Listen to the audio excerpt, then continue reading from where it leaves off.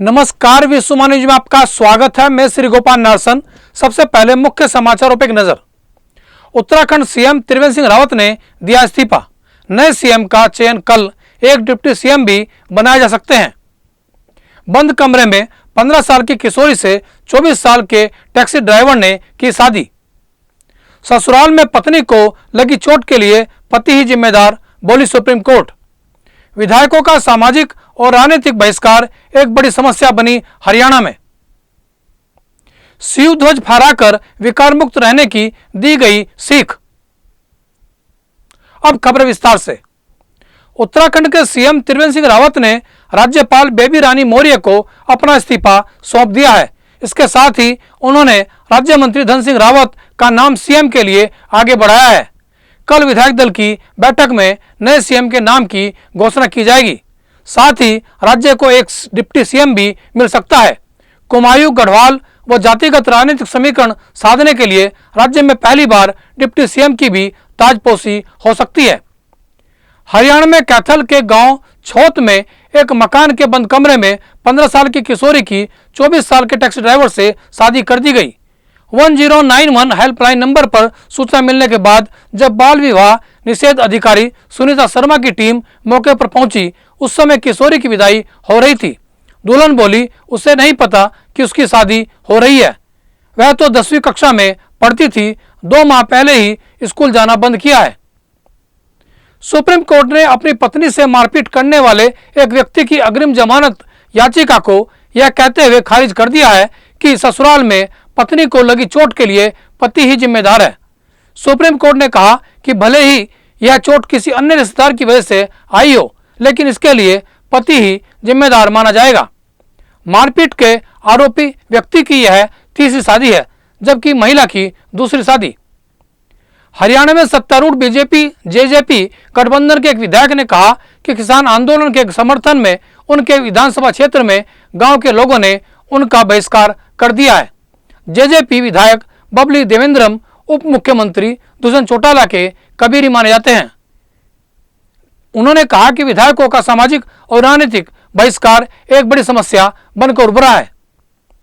प्रजापिता ब्रह्मा कुमारी ईश्वरी विश्वविद्यालय के रुड़की सेवा केंद्र पर शिव जयंती के उपलक्ष्य में शिव ध्वज फहराकर विकार मुक्त रहने की सीख दी गई।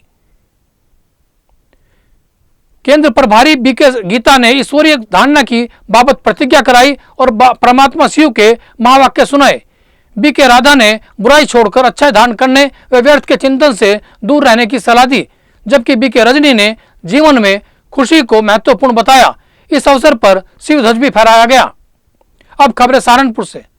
सहारनपुर जिले में 12, 15 व 18 मार्च को प्राथमिक स्वास्थ्य केंद्र कुर्डी, प्राथमिक स्वास्थ्य केंद्र जड़ौदा जट एवं सामुदायिक स्वास्थ्य केंद्र देवबंद पर कोरोना वैक्सीन के टीके लगाए जाएंगे। 60 वर्ष से अधिक आयु के सभी स्त्री पुरुष इस वैक्सीन के टीके के पात्र हैं, जबकि 45 वर्ष से अधिक आयु के व्यक्ति जिनका किसी बीमारी का इलाज चल रहा है वह भी इस टीके को लगवाने के लिए पात्र हैं, लेकिन उन्हें इसके लिए चिकित्सक का प्रमाण पत्र लाना होगा। टीकाकरण प्रातः 10 बजे से शाम 5 बजे तक किया जाएगा। अखिल भारतीय विद्यार्थी परिषद के पदाधिकारियों ने एडीएम सहारनपुर को ज्ञापन देकर नगर में अवैध कोचिंग सेंटरों पर अंकुश लगाने की मांग की है। आज विद्यार्थी परिषद के कार्यकर्ता माननीय जिलाधिकारी महोदय से 2 सूत्रीय मांगों को लेकर एक ज्ञापन देने पहुंचे हैं। इसमें हमारी प्रथम मांग जो है वो ये है कि कुछ सरकारी एवं निजी शिक्षक अवैध रूप से कोचिंग सेंटर जिले में संचालित कर रहे हैं, जबकि सरकार के निर्देश ये है कि कोई भी सरकारी टीचर कोचिंग सेंटर नहीं पढ़ा सकता। ऐसे शिक्षक कॉलेज में तो क्लासेस नहीं लेते, अभी तो छात्रों पर दबाव बनाते हैं कि वे कोचिंग सेंटरों में इनमें दाखिला लें, जिससे छात्रों एवं उनके अभिभावकों पर आर्थिक एवं मानसिक दबाव पड़ रहा है, जिसका विद्यार्थी परिषद पूर्णतः विरोध करती है और आपके माध्यम से यह चेतावनी देती है ऐसे कोचिंग सेंटरों को कि वे या तो वे सुधर जाए, अन्यथा 8 दिन के बाद विद्यार्थी परिषद के आंदोलन की दस्तक उनके द्वार पर होगी। और दूसरा जो हमारा विषय है वह ये है कि पिछले वर्ष में हमने डीएम साहब को एक ज्ञापन दिया था, जिसमें हमने एनसीईआरटी का पाठ्यक्रम समस्त इंटर कॉलेजों में लागू करने की बात कही थी। इस पर डीएम साहब ने आदेश भी दिए थे, किंतु उसके पश्चात भी अधिकांश निजी इंटर कॉलेजों ने एनसीईआरटी का पाठ्यक्रम लागू ना कर निजी एवं प्राइवेट पब्लिकेशंस की किताबें लगाई थी, जिससे अभिभावकों के ऊपर इतना ज़्यादा दबाव पड़ा कि कई छात्र तो शिक्षा से विगत ही रह गए, उन्हें शिक्षा प्राप्त ही नहीं कर पाए। तो इसलिए हम हमारे डीएम साहब से मांग ये है कि इस शैक्षिक सत्र 2021-22 में एनसीईआरटी का पाठ्यक्रम पूर्णतः लागू हो, अन्यथा विद्यार्थी परिषद पूर्ण रूप से आंदोलन करने को बाध्य होगी, अपनी पूरी ताकत के साथ आंदोलन करेगी, जिसका जिम्मेदार स्वयं शासन एवं प्रशासन होगा। राष्ट्रीय लोकदल की समीक्षा बैठक में जिला अध्यक्ष राव केसर सलीम ने कहा कि आने वाले जिला पंचायत चुनाव को राष्ट्रीय लोकदल मजबूती के साथ लड़ेगा। यह चुनाव आगामी विधानसभा चुनाव का सेमीफाइनल होगा। आज राष्ट्रीय लोकदल की 3 तारीख को जो किसान महापंचायत नकुड़ में हुई थी, उसकी समीक्षा बैठक यहाँ डाक बंगले पर एक आहूत की गई है। इसमें 3 बिंदुओं पर आज चर्चा हो रही है। पहला बिंदु, संगठन को कैसे विस्तार दिया जाए। दूसरे, इस किसान महापंचायत में ये सफल हुई या असफल हुई, कहाँ कहाँ से हमें भीड़ आने की उम्मीद थी, कहाँ से आई, कहाँ से नहीं आई, इस पर समीक्षा की जा सकती है। जिस क्षेत्र से नहीं आई उसमें और ज़्यादा हम मजबूती के साथ काम करेंगे। और तीसरा चुनाव, हमारा जिला पंचायत का चुनाव, त्रिस्तरीय पंचायत चुनाव सर पर आ गया है, इसके लिए समीक्षा बैठक दी गई है। आपके माध्यम से मैं स्पष्ट कर देना चाहता हूं कि राष्ट्रीय लोकदल इस जनपद में अपने बूते पर चुनाव लड़ेगा, अकेला चुनाव लड़ेगा।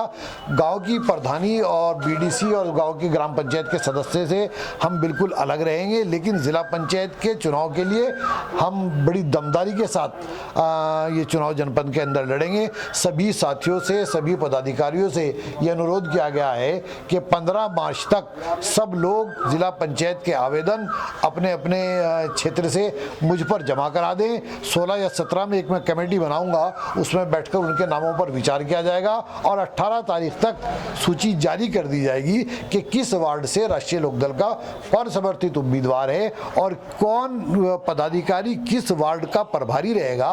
उसकी ये भी हम व्यवस्था कर रहे हैं, जिससे हम ज़्यादा से ज़्यादा राष्ट्रीय लोकदल का प्रतिनिधित्व जिला पंचायत जनपद सहारनपुर में कर सकें।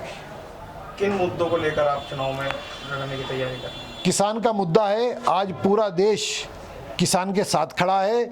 आज जो देश हित की बात करता है, निश्चित तौर पर उसको किसान के साथ खड़ा होना पड़ेगा। जो आज किसान के साथ नहीं है वो देश के साथ नहीं है। हम किसान के मुद्दे को लेकर, बेरोजगारी के मुद्दे को लेकर, महंगाई के मुद्दे पर लेकर, युवाओं के लिए रोजगार के मुद्दे पर लेकर, पेट्रोल, डीजल और रसोई गैस की आसमान छूती कीमतों को लेकर चुनाव में जाएंगे और ये विधानसभा का सेमीफाइनल है, उसकी बुनियाद हम जिला पंचायत से रखने का काम करेंगे। आंगनवाड़ी कार्यकर्तियों ने सेवानिवृत्त हो चुकी कार्यकर्तियों के लिए पेंशन देने की मांग की है। साथ ही आंगनवाड़ी कार्यकर्तियों को नियमित वेतन दिए जाने का भी मांग की गई।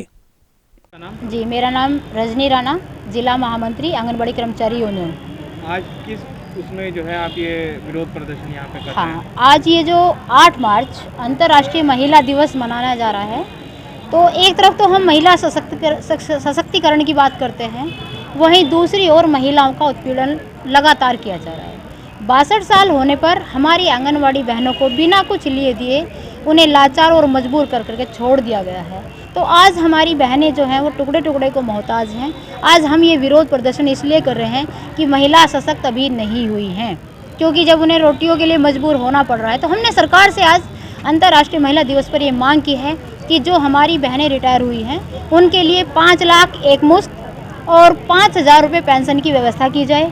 न्यूनतम वेतन दिया जाए आंगनवाड़ी कार्यकर्तियों को, उनको प्रोन्नत किया जाए, शिक्षिका का उनको दर्जा दिया जाए, राज्य कर्मचारी का दर्जा दिया जाए, और जो स्कूल में आने वाले जो हमारे बच्चे हैं 3 से 6 साल के, प्री प्राइमरी स्कूल की भांति उन लोगों को भी भोजन की व्यवस्था, ड्रेस की व्यवस्था, किताब की व्यवस्था, बैठने की व्यवस्था, इन सभी मांगों को लेकर के आज हम यहाँ पे विरोध प्रदर्शन कर रहे हैं और हम माननीय मुख्यमंत्री महोदय जी को भी ये ज्ञापन भेजेंगे। कृषि रक्षा विभाग ने खाद, बीज और कीटनाशक दवाएं बेचने के लिए दुकानदारों की बैठक ली। उन्होंने दुकानदारों से कम लागत में बेहतर उपज देने वाले बीज, उच्च गुणवत्ता वाली खाद और कीटनाशक दवाएं ही बेचने की अपील की। नकली खाद बिकने की सूचना पर प्रशासन ने लक्सर में खाद बीज की 15 दुकानों को सील किया था। उत्तर प्रदेश और उत्तराखंड की खबरों के लिए बने रहिए हमारे साथ। नमस्कार।